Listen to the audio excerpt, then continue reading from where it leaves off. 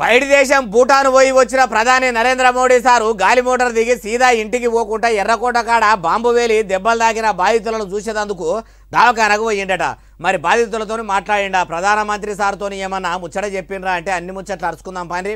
ఇగో ఇట్లా ప్రధాని మోడీ సారు దవాఖానలో ఉన్న బాంబు బాధితుల దగ్గరికి పోయి వాళ్ళ పానం ఎట్లున్నది, జర అల్కగానే అయ్యిందా, బాంబు వేలినప్పుడు ఏం జరిగిందని అన్ని ముచ్చట్లు అరుచుకున్నాడు.